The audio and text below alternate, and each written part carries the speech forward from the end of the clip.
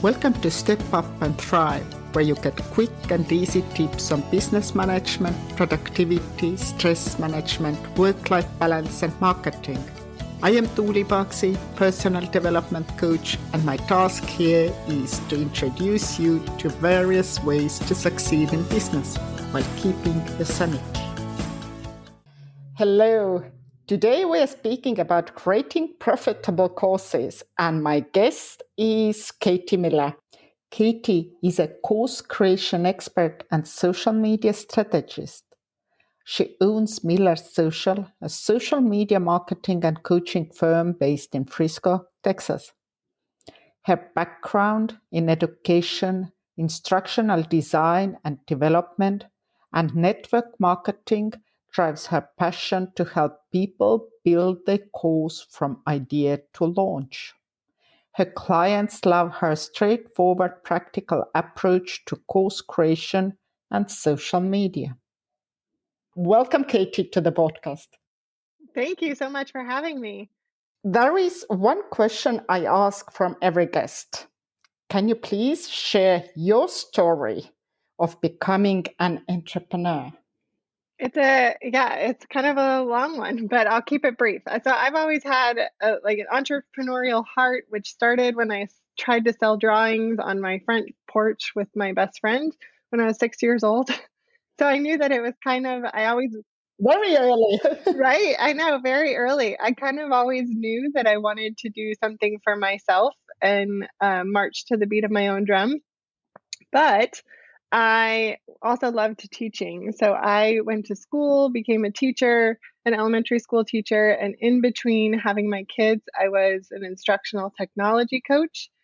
And because I was an independent contractor for the school and I didn't work for the district, I had a lot more flexibility. And I turned that into my first sort of consultancy.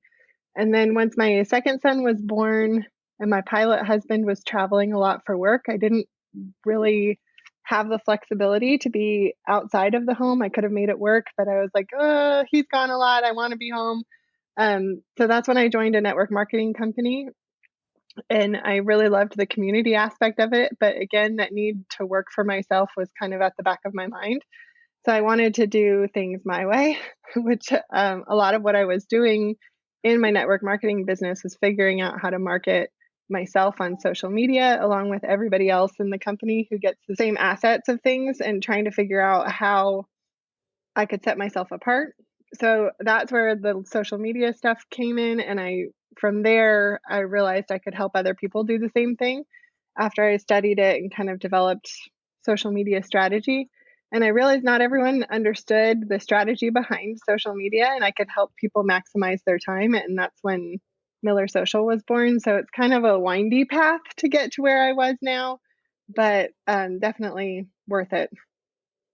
Quite broad experience, I could say, starting from drawings and now it's social media mostly.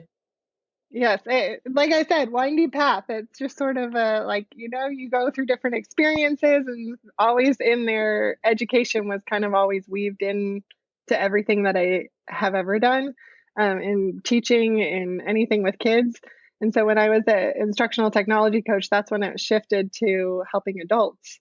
And I was like, oh, well, maybe I do this instead. And so it's always the education piece of what I do is still pretty strong now. But yeah, I like the idea of doing things on my terms. Actually, me too. So, yeah.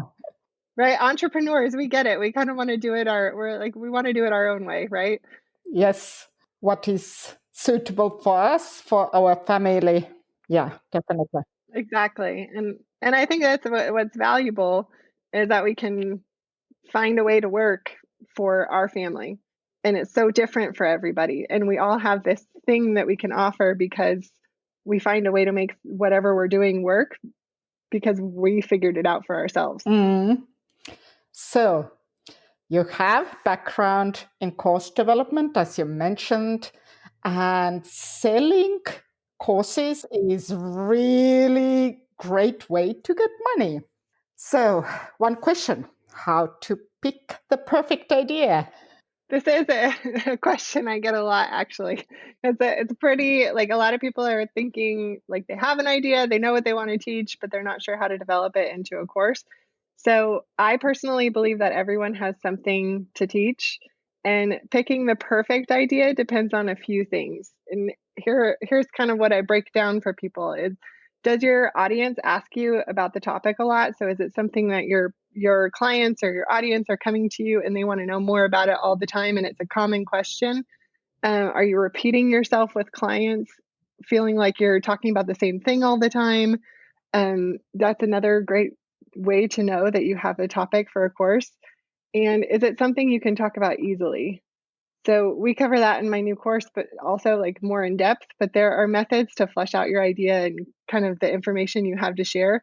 But if you think about the things that people are asking you about all the time, and the things you're telling your clients all the time, and you feel like you're just saying the same things all the time, plus you can talk about something with no prep. You know, when people are like, what can you talk about for 30 minutes without preparing anything? That's the thing that you could make a course on.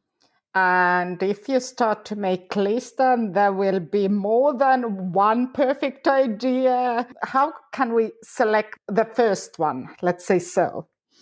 So what I recommend people do, make a longer list. Take your topic that you want to talk about and then write out everything that you would say for that topic, all the things you would cover for that thing you want to teach, and see how much there is for each of those topics. Because what you might find is that there's an idea that you have that's a really great idea, but there's not actually a lot behind it in terms of like how you would teach it or the method that you would use. Maybe it's a little simpler than you thought it would be if you're going to break it down for somebody. And that might be a great workshop or a webinar type of thing and not a full course. But really, courses are going to take you through a longer process. And obviously, there are like a million different ways to do a course, but you want to make sure that you have enough information. So it's not just going to be maybe like one or two lessons, but it's really going to be broken down, and people are going to have that transformation from the beginning to the end of your course.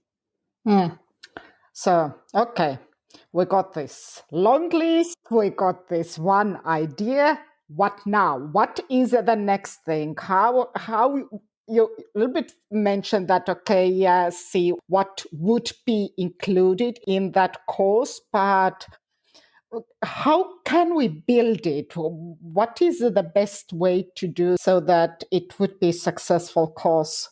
The beginning part of it is where is the most important part, and that's the part that so many people skip.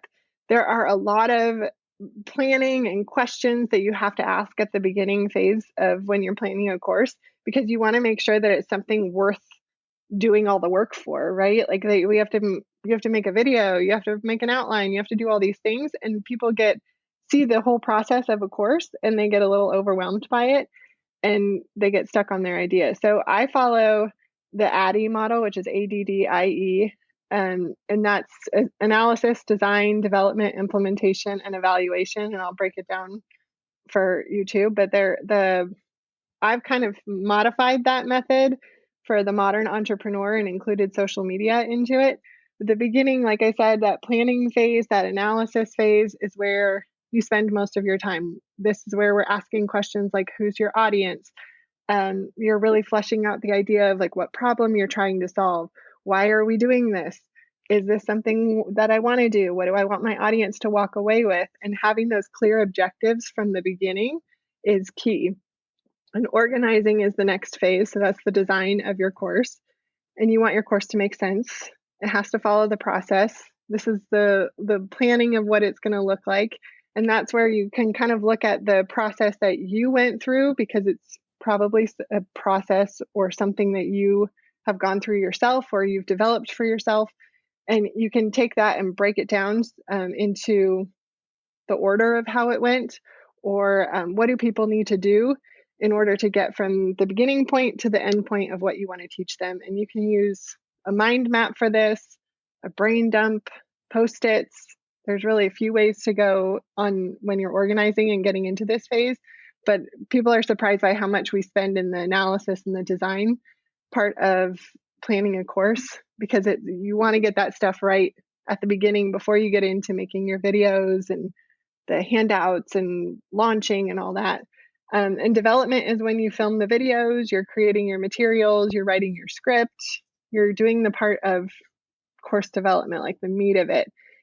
We talk a lot about best practices with my clients. We talk about best practices for videos and using the materials we have, because most of us aren't teams of like 12 people with video editors, right?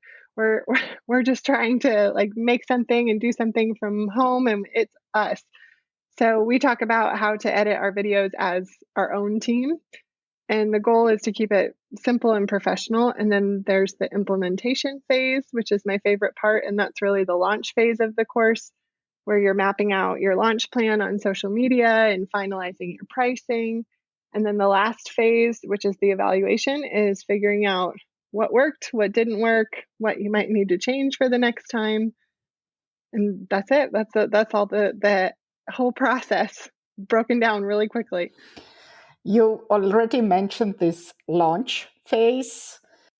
Mm-hmm. So I think for many people or many entrepreneurs, before they start doing this course, then they have this vision, okay, there will be thousands of people waiting in line when I come out with my course. How can we get those thousands, or let's say at least 100 persons? Right. We want somebody to be ready for our course. And that's, like I've been there. I've been in the stage of I had a course that I launched too early and my audience wasn't ready for it. And it was not pretty. The value was there. The value of the course was there because obviously what you're teaching, the value is there. It is because you're teaching other people probably. But when you want to build your audience, that's important too. So that is really a presence on social media and talking about it.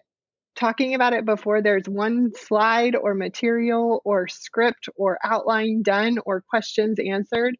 Talk about it. If you have your idea, you need to talk about it now and then get to all the planning phase.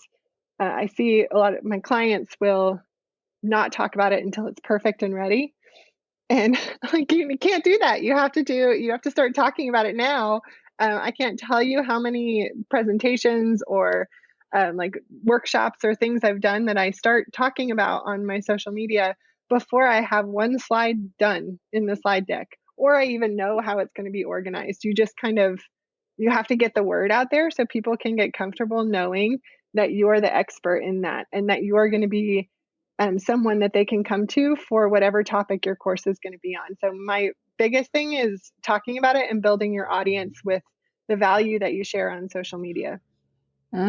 Okay, and tips for those introverts? These are yes. That's my favorite. I'm an introvert. Surprisingly, I'm an introvert. People don't think so based on my social media. So it takes me a little bit before I'm like ready to do video.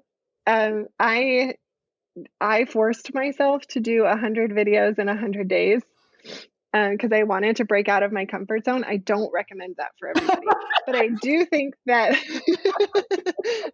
I think it's overwhelming. It could be a lot, but having that, like maybe you say 5 days. Let's go with 5 days, and maybe you say I'm going to show up on stories every day for 5 days. And just doing something, because stories is that's where I tell my clients and people in general to start. If you're like nervous about video, or if you're someone who's like, oh, I don't want to do video at all, I don't want to start talking about it, I don't want to show my face, stories is the best place to start because it's so casual and it's like easy. You can show up however you feel comfortable. You don't have to look perfect. Plus, none of us want to see the perfect anymore. Like, we don't want to see this perfect. Look at how wonderful your life is. We all know, okay, you have a great life, but it's also kind of messy. If you have kids, it's probably really messy. So just share that part. People want to know the relatable, and people want to know what you have to offer. So now it's time for our quick tip section.